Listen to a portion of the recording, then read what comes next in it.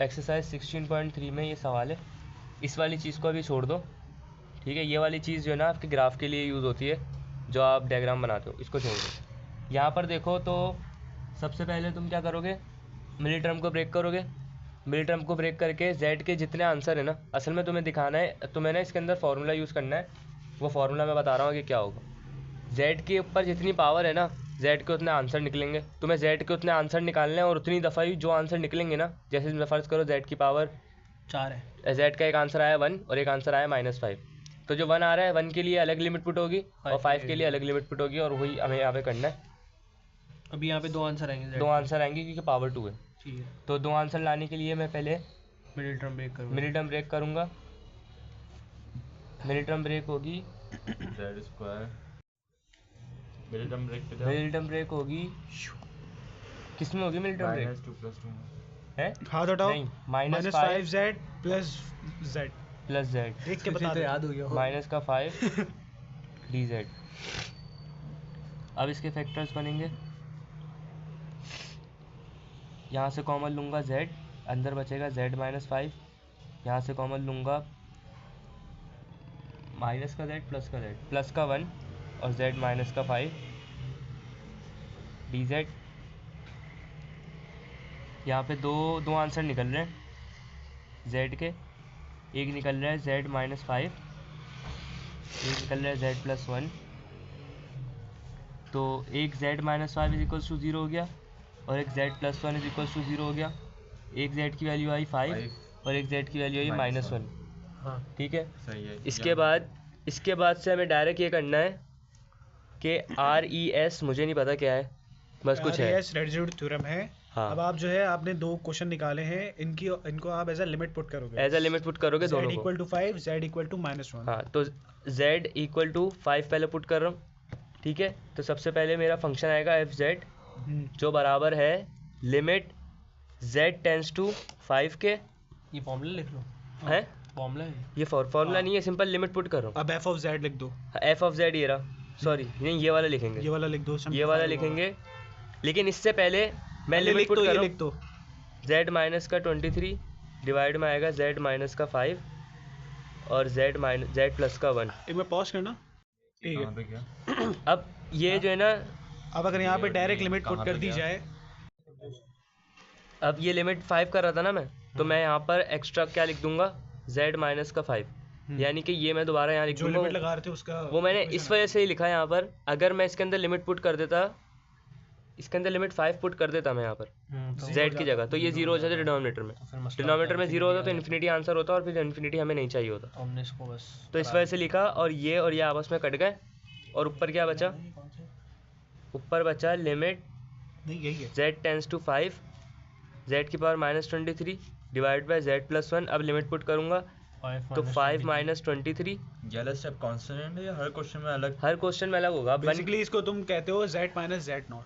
हाँ, अगर मैं इसके अंदर पुट कर देता, अगर मैं 1 के लिए लिमिट लगाऊंगा ना, तो मुझे z प्लस 1 यहाँ पर लिखना होगा, ताकि z plus 1 z plus 1 cut जाए। जब इसकी लिमिट लगाएंगे तो ये आ जाएगा, जब इसकी लिमिट लगाएंगे तो ये आ जाएगा, हर जिसकी question लिमिट में, लगाओगे वो आ जाएगा। हर क्वेश्चन में। इसको माइनस करेंगे, माइनस का 17 नहीं 18, 18 और इसको करेंगे तो 6 6 × -3 आ गया, 4 की टेबल है, 6 से काट रहे हैं। 18 होता है, छोड़ दे यार, 18 पावले -3 आया। अब -3 को मल्टीप्लाई करेंगे 2 पाई आयोटा से। क्यों करेंगे? करेंगे बस करेंगे, अच्छा ये स्टेप है। रिवाइज, बस करेंगे। रिवाइज, जब रिवायती अंदाज। एंड में जो आंसर आया ना, उसको मल्टीप्लाई करा दिया 2 पाई आयोटा से, तो हमारे पास आंसर आ गया -6 पाई आयोटा। अच्छा ये कांस्टेंट स्टेप है। अभी ये आपकी एक करना ही लिमिट करना का है। आंसर आया, एक लिमिट का आया, अभी दूसरे का निकालना दूसरी है। लिमिट बाकी है। दूसरे का निकालने के लिए क्या करेंगे, उसी तरह लिखेंगे F of Z। RES। दूसरा मेरे पास z का आंसर था माइनस का 1, मैं FZ लगा रहा हूँ। FZ मेरे पास बराबर है लिमिट z टेंस टू -1। अब बताएं क्या आएगा आगे, ये आएगा। पहले लिख रहा हूँ z माइनस का 23, फिर आएगा z माइनस का 5 और z प्लस का 1 जो पहले से था। अब मुझे अगर मैं दोबारा यहाँ लिमिट पुट कर दूंगा -1, तो इन्फिनिटी हो जाएगा, यानी कि इसको एज इट इज़ मुझे दोबारा यहाँ पर लिख देना है। सही है, ये इससे कट जाएगा। तो क्या बना यहाँ पर, z -23 limit z tends to -1 z -23 z -5 limit put कर दी, यहाँ पे लिमिट पुट कर रहा हूँ अब। माइनस का 1 माइनस का 23, यहाँ पर आएगा माइनस का 1 माइनस का 5, माइनस का 1 माइनस का 5, ये हो जाएगा माइनस का 24, ये हो जाएगा माइनस का 6, और यहाँ पर आंसर आएगा 4 माइनस का 4, या नहीं प्लस का 4 आएगा, माइनस माइनस भी तो करिएंगे। प्लस का 4 आया, अब इससे मल्टीप्लाई करा रहा हूँ 2 पाई आयोटा से, 2 पाई आयोटा। तो मेरे पास आंसर आ जाएगा 8 पाई आयोटा। अब पता नहीं मुझे ये कंफर्म नहीं है, ये बताइए रकम कि ये दोनों आपस में प्लस होंगे नहीं होंगे? ये दोनों बेसिकली आपस में ऐड होंगे होंगे। होंगे हाँ तो ऐड होंगे, यानी कि लास्ट में हम क्या करेंगे, नाउ लिख दिया आपने ऐसे ही, और माइनस ऐसे ही लिख दिया बस, माइनस 6 फिर पाई क्या होता है? आयोटा प्लस 8 पाई आयोटा, तो मेरे पास आंसर क्या बना, 2 पाई आयोटा। ये मेरे पास आंसर है। अच्छा, अब इसके दो तरीके हैं, या तो आंसर निकालने के बाद दोनों को ऐड कराने के बाद उसके बाद पाई आयोटा से 2 पाई आयोटा से मल्टीप्लाई करा लिया जाए, या दोनों को इंडिविजुअल 2 पाई आयोटा से लंबी नहीं है, जो मैंने बता दिया सही है। तो मैंने ग्राफ इस वजह से नहीं बनाया है, इसको मैंने इसलिए यूज़ नहीं करा कि अगर मैं ग्राफ बनाऊंगा ना तो मेरा कॉन्सेप्ट क्लियर नहीं है, मैं तुम लोगों को भी फंसा दूंगा, खुद भी फंस जाऊंगा। नहीं, उसके बाद आपको क्या लग रहा है मिस पेपर के अंदर ऐसा पॉइंट ऐसा क्वेश्चन देंगे जो ग्राफ के अंदर पॉइंट नहीं असल में ये इसलिए दिया था इसने कि ग्राफ बनता, ग्राफ बनने के बाद आप इसको लेते, ये आपका जो है रेडियस था और ये आपका सेंटर वाला पॉइंट था। अब लंबी है, मैं फजूल में बता रहा हूँ, सेंटर वाला पॉइंट था। अब इन पॉइंट्स को देखते हुए आप पूरा ग्राफ बनाओगे और एक सर्किल या कोई भी शेप बन रही होगी, वो शेप बना दोगे। अगर वो पॉइंट आपका सर्किल के अंदर या उस शेप के अंदर आ रहा होगा तो वो एनालिटिक होगा, यानी वो जीरो नहीं होगा, उसके लिए सवाल सॉल्व करेंगे आप, ठीक है। अच्छा, उल्टा बोल दिया, वो नॉन एनालिटिक होगा, वो जीरो होगा। और अगर पॉइंट सर्कल से यानी किसी भी शेप से पॉइंट बाहर आ रहा है तो उसके लिए हम सॉल्व नहीं करेंगे, वो जीरो हो जाएगा। बस यही चीज़ बतानी थी। अगर मैंने ग्राफ इसलिए यूज़ नहीं करा क्योंकि इसकी ज़रूरत है ही नहीं। अगर आप इसको यूज़ करते हो तो ठीक है, वरना अगर आप सॉल्व करोगे तो डायरेक्ट आंसर जीरो आएगा, उससे कोई फर्क नहीं पड़ता ज़्यादा। ग्राफ नहीं बनाया तो मार्क्स तो नहीं, कुछ नहीं होगा। देखो रेजिड्यू थ्योरम का अगर कोई सवाल आता है 16.3 से, तो अगर कॉस का सवाल आ रहा है या साइन का सवाल आ रहा है तो उसमें दो कंडीशन लगती है, कॉस के लिए अलग लगती है, साइन के लिए अलग लगती है। कॉस के लिए इस तरह लगेगी कि कॉस में हमेशा आप इवन नंबर को लेके चलोगे, यानी एक सीरीज़ बन रही है। एक सीरीज़ किस तरह बन रही है कि z की पावर 0 अपॉन 0 फैक्टोरियल, फिर माइनस z की power square upon 2 factorial, plus z की पावर 4 अपॉन 4 फैक्टोरियल। मतलब इवन नंबर चल रहा है और साइन अल्टरनेट चल रही है, पहले प्लस थी फिर माइनस हुई, फिर प्लस 3 फिर माइनस हुई, फिर प्लस फिर माइनस, फिर प्लस माइनस, एक सीरीज़ बन रही है और इन्फिनिटी तक चलते रहेगी। इसी तरह अगर साइन को देंगे तो साइन में ऑड की चलेगी, पहले 1 रखा, अपॉन में 1 फैक्टोरियल, नीचे 1 फैक्टोरियल था मैंने लिखा नहीं, माइनस यहाँ पे 3 फैक्टोरियल, फिर 5 फैक्टोरियल, साइन वही अल्टरनेटिव चल रहा है। ये दो मैंने सवाल के अंदर था नहीं, मैंने समझाने के लिए लिखा है। सवाल स्टार्ट हो रहा है यहाँ से, मेरे पास सवाल क्या है, फंक्शन क्या है, कॉस पाई जेड मेरा सवाल है। तो अभी नीचे वाले को मैं छोड़ रहा हूँ, मैं पहले सीरीज़ बनाऊंगा, सीरीज़ बनाने के बाद मैं z की वैल्यू को लेकर उसको पुट करूँगा। नीचे वाले से मुझे पता चलता है कि z की वैल्यू कितनी है, z की पावर से, z की पावर 5 है, फिलहाल z की पावर 5 है और आगे कुछ भी नहीं लिखा हुआ, तो z5 इज इक्वल्स टू 0 हो जाएगा, यानी z की पाँचों वैल्यू 0 हैं। अगर यहाँ पर लिखा होता है z5 माइनस 1, नीचे लिखा होता है मिसाल के तौर पर -1, तो z5 minus 1 is equals to 0 होता, फिर z5 इज इक्वल्स टू 1 हो जाता। कंपेयर कराते हुए हम सबको 0 के इक्वल लेंगे। सबको 0 के इक्वल क्यों लेंगे, क्योंकि आगे कुछ भी नहीं है, सिंगल z5 लिखा हुआ। कंपेयर कराते हाँ, अब सवाल स्टार्ट हो रहा है यहाँ से। सवाल इस तरह स्टार्ट होगा, मेरे पास यहाँ पर z जो है वो पाई z के बराबर है। कोई भी चीज़ अगर कॉस के आगे लिखी हुई है वो पूरी z है। यहाँ पर z थी तो मैं z लेके चल रहा था सीरीज़, मैं एक सीरीज़ बना रहा हूँ, जो सीरीज़ बनेगी इसके अकॉर्डिंग।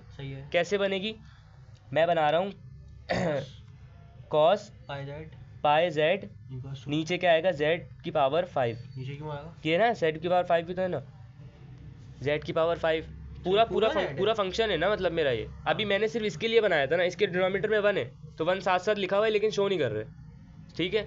अब मैं इसके साथ बना रहा हूँ, यहाँ z की पावर 5 है, मैंने इसको बराबर लिया। कॉस के लिए लेके चलेंगे ऑड नंबर, मैंने तो वो सॉरी कॉट के लिए, कॉस के लिए लेके चलेंगे इवन नंबर। इवन के लिए पहले मैंने z की पावर को 0 करा तो पूरा फंक्शन 1 आ गया, यहाँ पर आया 1, ठीक है।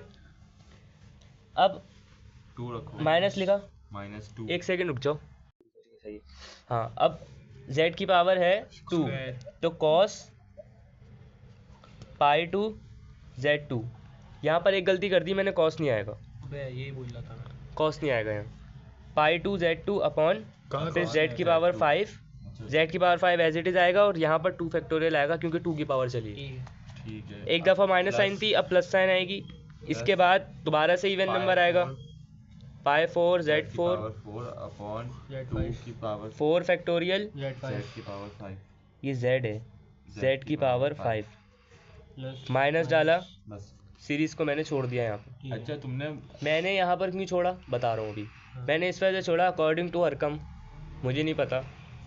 वो ये कह रहा था कि आपके पास नीचे जो है ना एक जेड बचना चाहिए।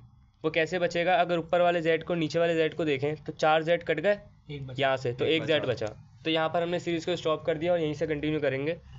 अब यहाँ पर सीरीज़ बन गई। सीरीज़ बनने के बाद मैं ले आया जेड की वैल्यू, जेड की पावर 5 बराबर है 0 के, सॉरी जेड की पावर 5 बराबर है 0 के, तो जेड भी बराबर हो गया 0 के। अब इसका एक फार्मूला होता है कॉस के अंदर। एक और चीज़ बताता हूँ, जो जेड की पावर होती है ना वो m कहलाती है। ठीक है। यहाँ पर जेड की पावर 5 है तो मेरे पास m भी 5 आया। इसका फॉर्मूला था ना पूरा ये। फार्मूला है, फार्मूला बता रहा हूँ क्या है। फार्मूला ये है कि रेजिड्यू z टेंस टू 0। अब 0 ही है ना पक्का, ये फार्मूले के अंदर हर फार्मूले में 0 है। नहीं फॉर्मूले z की पावर देखेंगे ना, z इक्वल टू 0 और z टेंस टू 0। अच्छा z की पावर नहीं देखो, जो z की वैल्यू निकली ना, दो फॉर्मूले और नीचे वाला तीसरा फॉर्मूला। जो z की वैल्यू निकली ना जिस तरह पिछले क्वेश्चन में तुम करते थे, भाई z की जितनी वैल्यू होंगी ना उतनी दफ़ा ये फार्मूला लगेगा। लेकिन अभी फिलहाल z की वैल्यू एक ही है जो 0 के बराबर है, तो मैंने रेजिड्यू लिया z इज इक्वल्स टू 0 आएगा, या टेंस टू नहीं आएगा, इज इक्वल्स टू 0। उसके बाद एफ जेड बराबर है 1 अपॉन m-1 फैक्टोरियल, फिर लिमिट लगेगी पता है z पहले तू अलग टेंस से टू फार्मूला लिख देता। 0 इक्वल्स टू नहीं आएगा, है, टेंस टू आएगा, इक्वल्स टू आएगा। टेंस टू आएगा, यहाँ टेंस टू आएगा, लिमिट यहाँ लगी है ना। यहाँ लिमिट लगी है, यहाँ मैंने बताया है कि बराबर 0 के। उसके बाद d m-1 सही है, यहाँ पर दोबारा आएगा d z m-1। उसके बाद समझ से आपको आएगा भी नहीं क्योंकि अभी से फॉर्मूला बता रहा हूँ, अभी समझाऊंगा। अब इसके बाद आ रहा है z माइनस का z0 की पावर m, और यहाँ पे आ रहा है फंक्शन एफ जेड का। ये फार्मूला, ये पूरा फार्मूला है। अब इसके अंदर अच्छा। इतनी कोई कॉम्प्लिकेशन नहीं है जितना देखने में ये लग रहा है। तुम्हारा फार्मूला है सिंपल, तुम्हें m पता होगा, वहाँ तो m पुट कर दोगे। z और z0 तुम्हारे पास क्या होता है, जो z है वो सिंपल z है, जेड नॉट 0 है यहाँ पे। z0 भी 0 है, यहाँ z भी 0 इत्तेफाक से। लेकिन मुझे एक चीज़ अभी भी क्लियर नहीं हुई, अगर z0 और z दोनों 0 हैं तो फिर इसकी पावर क्या है, m Five. मतलब 5 है। 0 की पावर 5 0 0 0 दोबारा फंक्शन से मल्टीप्लाई हुआ, 0 0 इससे मल्टीप्लाई हुआ, 0 0 के अंदर 0 पुट हुआ, 0 पूरा फंक्शन 0। तो फिर तो इस चीज़ को इसमें इस क्वेश्चन में फिर हमें उंगली करनी पड़ेगी। हाँ कैसे खुद ही ये रही उंगली। ये उंगली कर दो जो बचा वो कर लो खाली। इसकी लॉजिक मुझे नहीं समझ में आई, ये मैं काफ़ी देर से बैठा हूँ। लो, समझ में नहीं आया। बस वही ये तो कह रहा अब मतलब अब दोबारा फॉर्मूला लिखो, इस चीज को खा जाओ। इस चीज़ को ये खा जो है ना, ये जो मसला कर रहा है इसको खा जाओ। हाँ मुझे नहीं समझ में आई, मिसने भी इसी तरह ही करा है। क्या लॉजिक लगी है इसके पीछे मुझे समझ में नहीं आई ये बात। ये अगर इसकी लॉजिक ढूंढेंगे तो लॉजिक, और हर पेपर हर सवाल में इसी तरह ही हुआ हुआ है, हुआ हुआ भी इसी तरह ही। साइन के लिए करोगे ना, एक्चुअल लॉजिक है। साइन के लिए करोगे तब भी यही होगा, उंगली रख दो। पीएचडी वाला बंदा बैठा है तुम्हारे पास। ग्राफ याद आ जाता है बस। चलो यूं जाते जाते 1/5 की वैल्यू यहाँ पे m-1 रखा, -1 फैक्टोरियल फैक्टोरियल, अभी बना रहे हैं, लोग Limit. देखेंगे भी। लिमिट देखेंगे z tends to 0 d m-5 dz 5 और खा जाओ। यहाँ पर आएगा, खा जाओ, ये एफ ऑफ ये जेड फंक्शन आ जाएगा पूरा। हाँ, एफ ऑफ जेड ऊपर वाला होता है खाली। हाँ सॉरी ये आ जाएगा, ये बराबर है cos पाई z के, और इसको बंद कर देंगे, इसको खा गए। खा जाओ।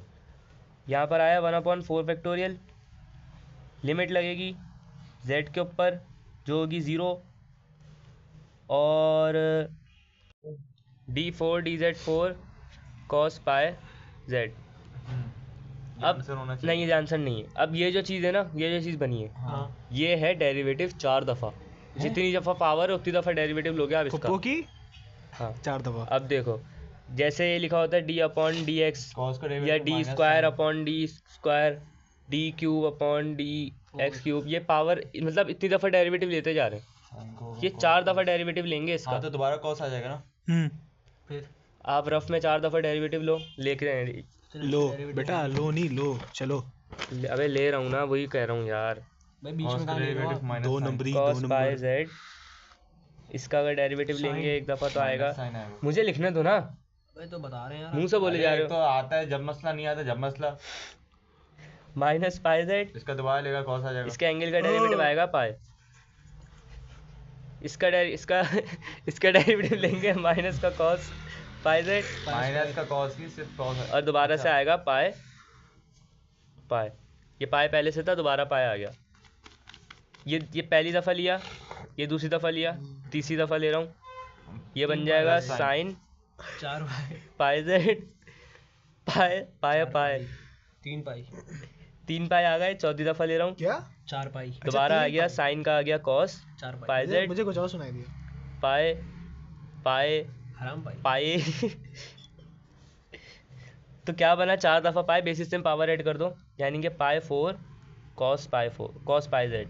ये इसका बन गया डेरिवेटिव, 4 दफ़ा लिया। 4 समझा? हाँ। समझा? ठीक है, 4 दफा नहीं, 4 बार। 4 बार ले लिया, 4 बार। तो ये इसका बन गया डेरिवेटिव। बस इसकी जगह, इसके इन बाद- पूरे की जगह वो चीज़ उठा के लिख लो। इसकी जगह आप लिख दोगे जो मैंने निकाला था अभी, 1/4 factorial, limit as it is limit as it is I. Zero put नहीं करेंगे। करे हैं अभी। यहाँ पर आएगा करेंगे पाई ना। 4 कॉस पाई जेड। अरे बोलो यार, गाड़ी चलावत है। लिमिट क्या है, 0 जीरो जी 0 यहाँ पुट करूँगा, जी। कॉस 0 1 के बराबर। जी। यहाँ पे क्या बचा, खाली 5 पाई 4, हाँ, गलत 1/4 बता। फैक्टोरियल। गलत बता। यहाँ पर आया पाई 4, ये आ गया ख़त्म। ये जो 0 है ये पहले पाई से मल्टीप्लाई होगा। अबे वो लंबी नहीं कर, चल। अब इसको मल्टीप्लाई ये बना। अरे बोलो यार। अब जो भी चीज़ बनी है ना, ये जो भी आंसर निकला फाइनल, पाई उठा। इसको मल्टीप्लाई करा दो 2 पाई आयोटा से। उफ, 2 पाई आयोटा से मल्टीप्लाई कराया तो यहाँ पाई पर फाइव हो आंसर जाएगा। आ जाएगा मेरे पास पाई 5। पाई क्यूब क्यूब भाई क्यों क्यों, होगा? कैसे, क्या हो गया? अरे बेसिस में पावर ऐड होगी ना। तो पावर यहाँ पर आएगा 5 2 पाई 5 आयोटा डिवाइड बाय 4 फैक्टोरियल। ये इसका आंसर है। अच्छा, ये क्वेश्चन नंबर 3 है, 6 है इसी का 16.3 का, एक्सरसाइज 16.3 का क्वेश्चन नंबर 3। अब इसी में दोबारा से पहले जो हम सीरीज बनाएंगे, अच्छा फास्ट पे समझाइए थोड़ा। सीरीज बनेगी साइन 2z अपॉन z की पावर 6, ये बराबर होगी साइन के लिए क्या लगती है, ऑड नंबर। Z आएगा पहले। साइन के लिए Odd सीरीज number बनती है ऑड सही नंबर, कह तो रहे पहले आएगा z, Z की वैल्यू नहीं डालेंगे। z नहीं आएगा, 2z आएगा, 2z आएगा, 2z क्यों आएगा? 2z। ये होता है। हाँ चलो, हाँ ठीक है ठीक है ठीक है। अब माइनस की साइन आएगी, अल्टरनेट साइन आ गई, उसके बाद लगेगा z की पावर 3/3 फैक्टोरियल, यानी 2z अपॉन 2 की पावर 3 z की पावर 3। भाई ये 2z कहाँ से है, समझा दो भाई। जो मैंने बोला था, जो ये पूरा है ना, ये पूरा z होता है, हाँ तो पूरा z इधर आएगा, तो पूरा z 2z है। अच्छा सही है, समझ में इसको अलग अलग लगेगा इसके ऊपर। नहीं मतलब वो तो तुमने वहाँ तक ले रहे हैं ना यार इतना ये इधर देखो, इधर देखो, इसकी पावर 1, इसकी पावर 1 फैक्टोरियल, z6 भी आ गया इसके पास। अब पिछले सवाल में मैंने ये करा था कि इसके पास ना, मैंने नीचे z5 नहीं लिखा था, लेकिन इसके लिखने से ना लिखने से कोई मुझे फ़र्क नहीं पड़ा, क्योंकि मैंने इस वैल्यू को लिया था, मैंने इस वैल्यू को लिया था, कोई ज़्यादा फ़र्क नहीं पड़ा। तो यहाँ पर भी मैंने z की पावर को क्या लिया, 6 लिया ना, ये 6 है। हाँ 6 ले लिया, 6। ये 1 हो गया। अब यहाँ पर आएगा प्लस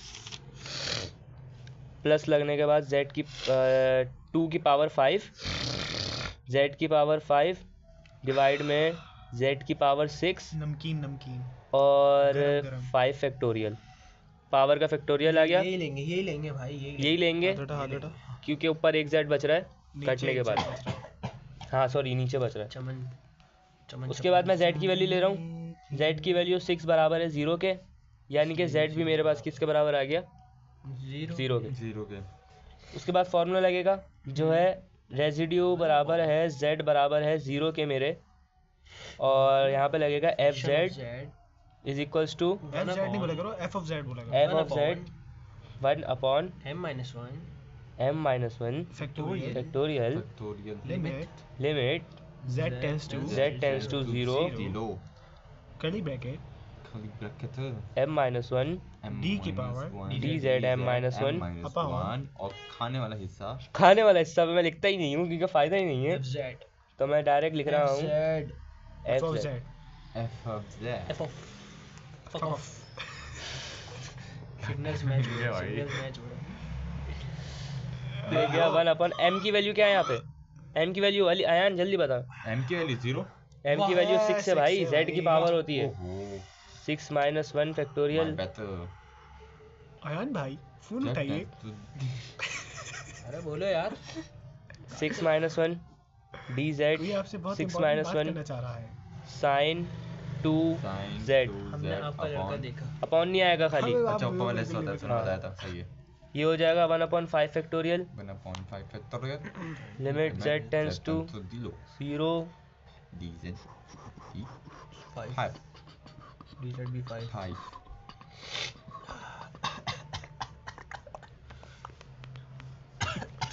ये खुद ही उठा ली इस बार। Let's go. आता हूँ अब तो 5 दफा लेना है, 5 दफा लेना है इसका। लेट 5 हिम दफा माइनस का cos साइन देखो मेरी बात सुनो, सिंपल नहीं। तरीका बता रहा हूँ। कॉस जब किसी ट्रिग्नोमेट्रिक फंक्शन का साइन, कर दे चौथे तक के लिए इवन नंबर हो तुम लोग बता लो। तू बता दे अबे वो कम कर ले जब किसी फंक्शन का 4 दफा डेरिवेटिव लेना है ना, जी सर। 4 दफा डेरिवेटिव वेट क्या ये बॉय 4 दफा डेरिवेटिव लोगे, पहले ऐसे ही लिख दो। चुप, बिल्कुल चुप, जी, हाँ। बिल्कुल चुप। 4 पापा 4 दफा डेरिवेटिव ले लिया, हाँ अब इसको 2 को मल्टीप्लाई करा दो 4 से, क्या आ गया? 2 4 जा 8 इतनी 2 4 जा 8। ये 4 दफा डेरिवेटिव हो गया। एक दफा और डेरिवेटिव लो, क्या आएगा इसका? इसका दोबारा से डेरिवेटिव ले लो, इसका ले लो आप 8 8 बाहर गया cos 2z 2 2 8 जा 16 देख सही बोल cos 2z। ये इसका डेरिवेटिव आ गया 5 दफा। ठीक है, 4 दफा पूरी एक साइकिल कंप्लीट होती है, यूं करके यूं करके यूं। मतलब ये एक दफा डेरिवेटिव लिया, दूसरी दफा लिया, तीसरी दफा लिया, चौथी दफा लिया, फंक्शन दोबारा वही बन गया। यहाँ पर एक बंड मार दिया मैंने, बंड ये मारा है कि ओवर स्मार्ट प्ले किया था। दोबारा से बता रहा हूँ साइन अबे 2 2 की z पावर n ले ले। 4 दफा डेरिवेटिव लूंगा तो फंक्शन एज इट इज लिख दो पहले तो। हाँ लिख अब दिया। 2 की लेकिन पावर जो n जो n से इसका 4 दफा आ जो जाएगा। इसका एंगल है ना, उस एंगल का डेरिवेटिव लेके ना, जितनी दफ़ा आपने डेरिवेटिव लिया उसकी पावर लिख दो। 4 दफ़ा डेरिवेटिव लिया है, 4 दफ़ा पावर लिख दी 16 तो आ गया 16, इधर आ गया 16। अभी भी गलत है, 32 आ जाएगा। अबे 16 आएगा चमार हाँ 16 टूट दफा फुट गया। कंफ्यूज क्यों हो रहे हो आप? आगे साइन 2z ये 4 दफ़ा ले लिया, एक दफ़ा और लेंगे तो क्या आएगा? क्योंकि 5 की पावर थी तो हम एक बार और ले रहे हैं सॉरी cos लगा तुम बोलोगे 2z आदत है। ये इसका आया है 4 दफ़ा 5 दफ़ा, पेज थोड़ी है तो यहाँ पर आ गया 1/5 फैक्टोरियल। हाँ, limit z tends to 0 0 32 cos 2z और लिमिट पुट करूँगा 1/5 फैक्टोरियल। यहाँ पे लिमिट पुट करूँगा 0 हो जाएगा, 32 आ जाएगा direct. 32/5 factorial 5 factorial is equal to 120। Multiply by 2 pi iota. नहीं पहले उसको सॉल्व 2 कर। पाई आयोटा आ गया ना, डायरेक्ट आ गया ना। ठीक है कोई मसला बात नहीं। मल्टीप्लाई आएगा 64 पाई iota divide by 5 factorial. Answer calculator में 5 फैक्टोरियल क्या है? कॉम्प्लेक्स में लिया। बताया तो उसने फैक्टोरियल क्या है? 120। तो 64 डिवाइड बाय 120 यानी 8/15 18 क्यों लिखा है सॉरी 8/15 पाई आयोटा, ये इसका क्यों आंसर। आ रहा है